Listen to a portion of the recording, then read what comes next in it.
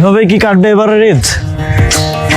না, আমরা এবার নগরবাসীর ঈদকে আরো সুন্দর করার জন্য অনেকগুলো উদ্যোগ গ্রহণ করেছি।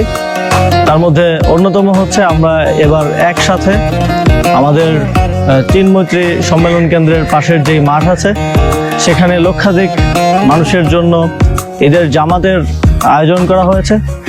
একই সাথে আয়োজন করা হয়েছে আমাদের সুলতানি আমলের যেই ঐতিহ্য আর শত সহস্র বছরের যেই সংস্কৃতি, ঈদ মিছিলের একটি বর্ণাঢ্য কালারফুল একটা সুন্দর র্যালির মাধ্যমে এবার আমরা ঈদ একসাথে আয়োজন করতে চাই।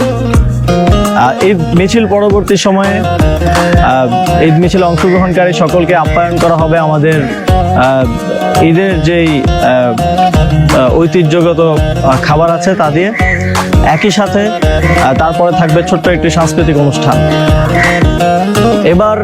এবারের ঈদে নতুন বাংলাদেশে নতুন করে সকলকে জানাই ঈদ মুবারক এবং প্রত্যাশা রাখছি আপনারা এবারের ঈদ মিছিলে অংশগ্রহণ করবেন। আমরা দেখতে পেয়েছি আমাদের আহ্বানে সাড়া দিয়ে সারা দেশে বিভিন্ন স্থানে অনেকেই স্ব-উদ্যোগে ঈদ মিছিল আয়োজন করছেন।